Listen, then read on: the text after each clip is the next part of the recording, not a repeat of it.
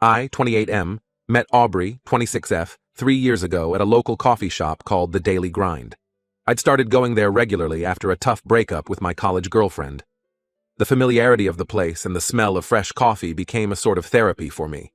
Aubrey was a barista there, and from the first day I noticed her, I was drawn to her vibrant personality and infectious laugh. Over time, our interactions grew from quick exchanges over the counter to longer conversations during her breaks. I learned that she was an aspiring artist, always doodling on napkins or spare bits of paper. Her sketches were beautiful, full of life and emotion.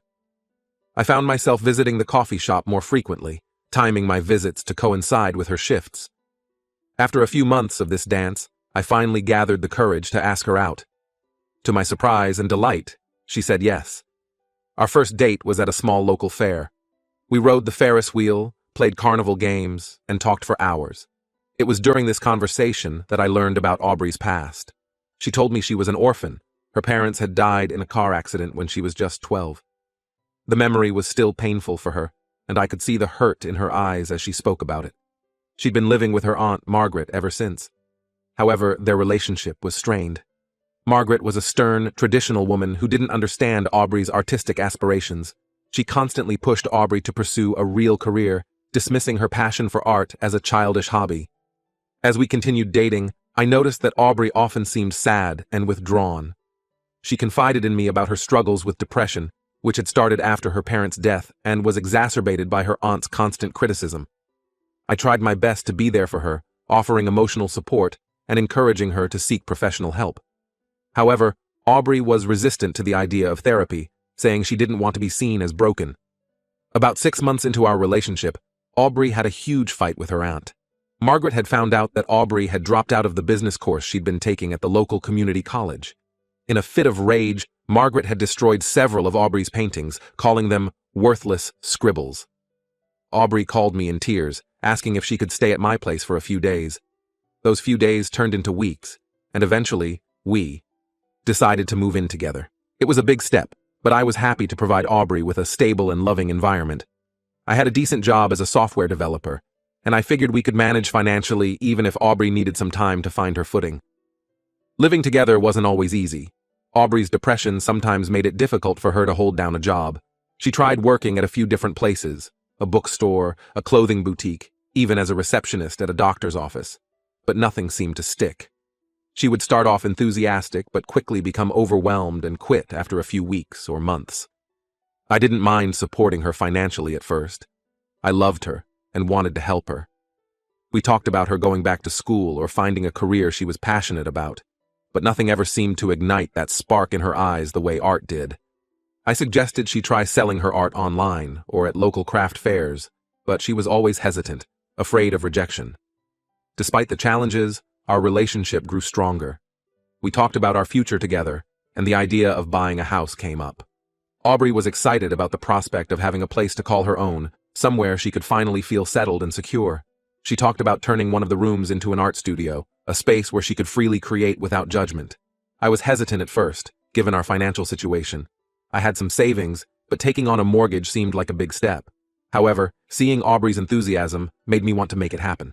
I thought maybe having a permanent home would give her the stability she needed to overcome her depression and pursue her dreams. We started house hunting, and after a few months, we found a cozy 2-bedroom house in a nice neighborhood. It was an older home with character. Hardwood floors, a fireplace in the living room, and a small backyard perfect for gardening. It needed some work, but it had potential. The price was steep, but I figured we could manage if we both worked hard and budgeted carefully. Here's where things get complicated.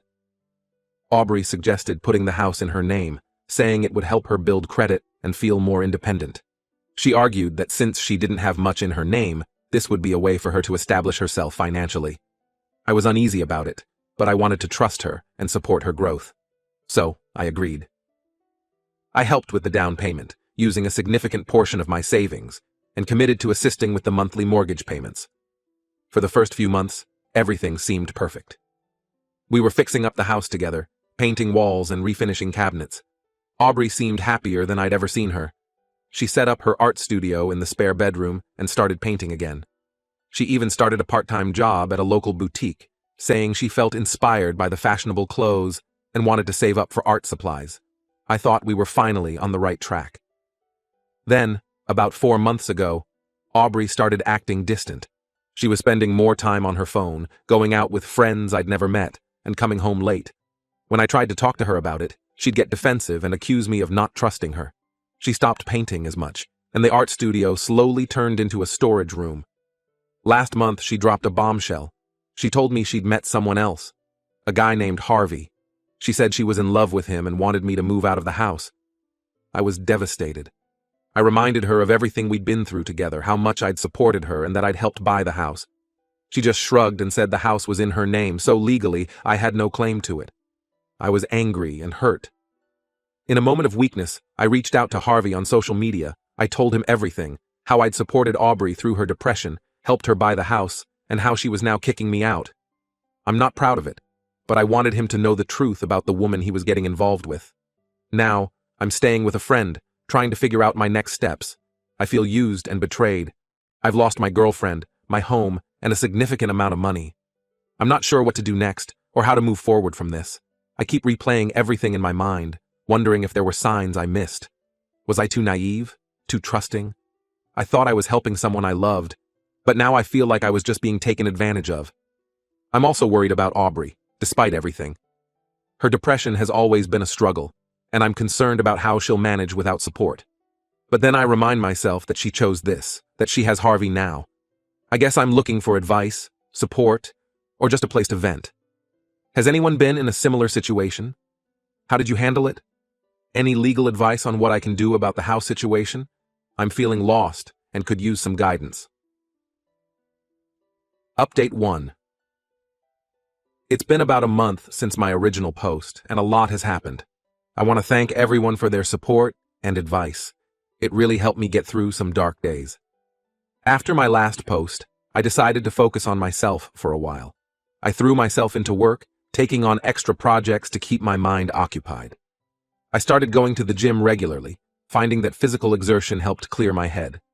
I also reconnected with friends I'd neglected during my relationship with Aubrey. One of these friends, Mike, had gone through a similar situation a few years back. He shared his experience with me over beers one night, and it was comforting to know I wasn't alone in this. Mike encouraged me to see a therapist, something I'd been considering but had been hesitant about. After some thought, I decided to give it a try. The therapy sessions have been challenging but helpful. They've forced me to confront some hard truths about myself and my relationship with Aubrey. I realized that in my desire to help her, I'd often ignored my own needs and boundaries. It's a pattern I'm working on breaking. About 2 weeks ago, I received a surprising call from Harvey. He wanted to meet up and talk. I was hesitant at first, but curiosity got the better of me, and I agreed. We met at a local diner. Harvey turned out to be a decent guy, which made the situation even more awkward. He was a successful businessman, a few years older than me, with a kind face and an air of confidence. He thanked me for reaching out to him and sharing my side of the story. Apparently, when he confronted Aubrey about what I'd told him, she tried to paint me as a controlling ex who was spreading lies. She claimed I'd never supported her financially and that she'd bought the house entirely on her own. She even went as far as to say that I'd been emotionally abusive, using her depression against her. Harvey, being more perceptive than Aubrey gave him credit for, saw through her lies. He did some digging and found out that what I'd said was true. He even spoke to Aubrey's Aunt Margaret, who confirmed my story about supporting Aubrey through her depression and helping her move out. Harvey told me he couldn't be with someone who would use people like that and had ended things with Aubrey. He apologized for his part in the situation, saying he had no idea about my history with Aubrey when they got involved. I felt a mix of emotions hearing this. Part of me was satisfied that the truth had come out, but another part still felt hurt and angry about the whole situation. Harvey and I ended up talking for hours, sharing our experiences with Aubrey. It was a strange bonding experience, to say the least. A few days after my meeting with Harvey, Aubrey called me. Her voice was shaky and she sounded like she'd been crying. She said she was having trouble making the mortgage payments on her own and asked if I could help her out. I was shocked by her audacity. I reminded her that she'd kicked me out and that the house was in her name, as she'd so clearly pointed out when she asked me to leave. She started crying harder, saying she'd made a mistake and that she missed me. She apologized for how she'd treated me and asked if we could try again. I'll admit, for a moment, I was tempted. Despite everything, a part of me still cared for Aubrey.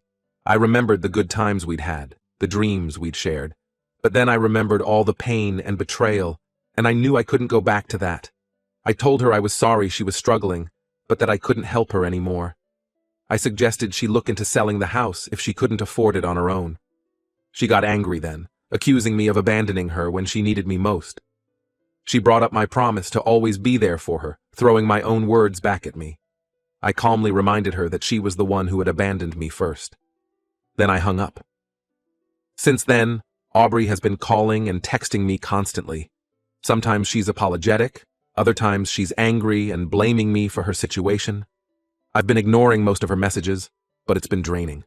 I've considered blocking her number, but a part of me is still worried about her well-being. I'm still staying with my friend, but I've started looking for my own place.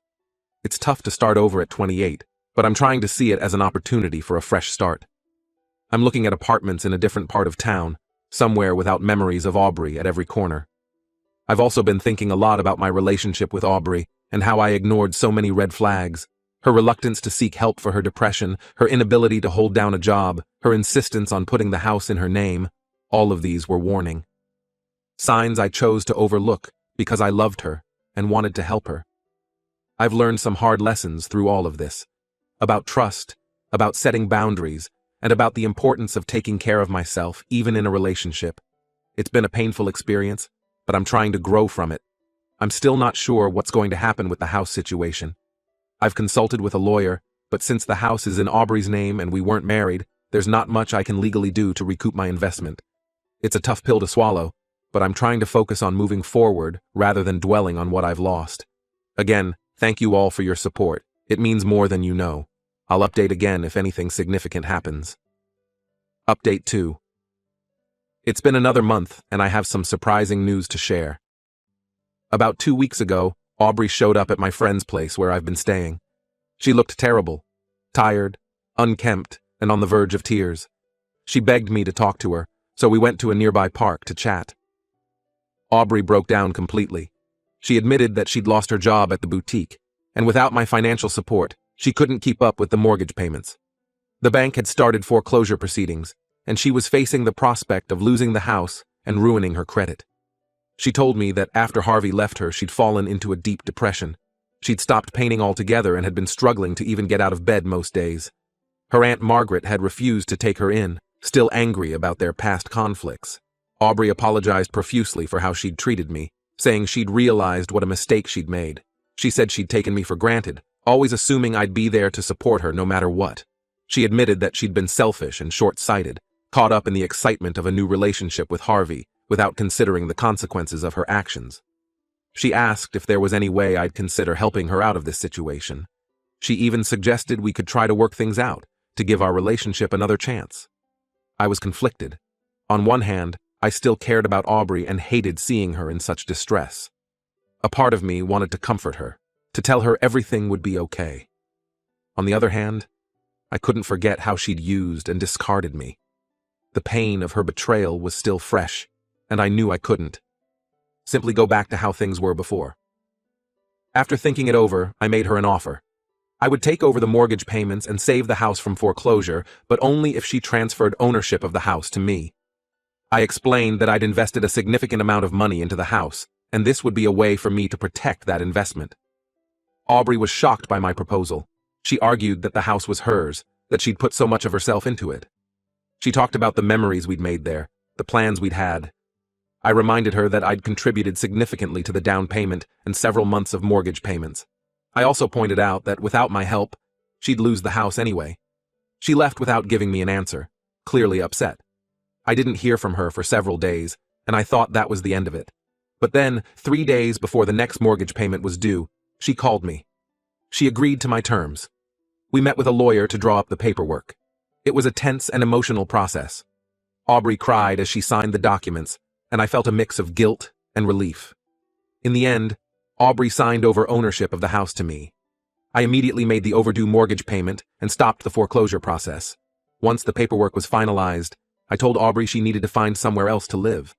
She was upset, accusing me of tricking her, but I stood firm. I gave her 2 weeks to move out, which I think was more than fair, given how she'd treated me. Those 2 weeks were awkward and tense. Aubrey alternated between trying to convince me to let her stay and giving me the cold shoulder. She packed up her belongings slowly, lingering over each item as if trying to prolong her stay. I helped her pack up her art supplies, feeling a pang of sadness as I remembered how passionate she used to be about her art. Finally, yesterday she moved out. She's staying with a friend for now, from what I understand. As she left, she turned to me with tears in her eyes and said she was sorry for everything. I nodded, not trusting myself to speak. As for me, I'm moving back into the house this weekend. It feels strange. There are so many memories here, both good and bad. But I'm trying to see it as a fresh start. I'm planning to repaint, rearrange the furniture, maybe even renovate a bit to make it feel more like my own space. This whole experience has been a roller coaster, and I'm still processing everything that's happened. I never expected things to turn out this way, and I'm not entirely sure how I feel about it all. Part of me feels satisfied that I was able to recoup my investment and even come out ahead. Another part feels guilty for essentially taking advantage of Aubrey's desperate situation, even though she had done the same to me. I'm trying to focus on the future now. I've learned a lot from this experience, about relationships, about trust, and about standing up for myself. It's been a tough journey, but I'm hopeful that I'll come out of it stronger and wiser. As I prepare to move back into the house, I'm making plans to turn Aubrey's old art studio into a home office. I've been thinking about freelancing on the side, and having a dedicated workspace might help me get started. It feels like a symbolic way of reclaiming the space and moving forward with my own goals and dreams. I've also been reflecting on my tendency to be a fixer in relationships. With Aubrey, I always felt like I needed to solve her problems and support her, often at the expense of my own needs.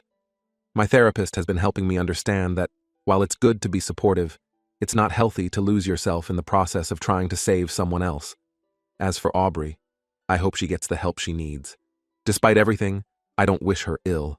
I hope she can find a way to manage her depression and rediscover her passion for art. But I also know that it's not my responsibility to make that happen for her. Some friends have suggested I try dating again, but I'm not ready for that yet. I think I need some time to focus on myself, to figure out who I am outside of a relationship.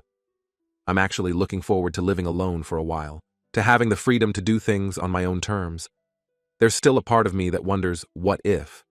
What if Aubrey had never met Harvey? What if I had set better boundaries earlier in our relationship? But I'm trying not to dwell on these thoughts. What's done is done, and all I can do now is learn from the experience and move forward. Thank you all again for your support throughout this ordeal. Your advice and kind words have been a lifeline during some really dark times. I think this will be my final update on this situation. It's time to close this chapter and start writing a new one. Here's to new beginnings and lessons learned.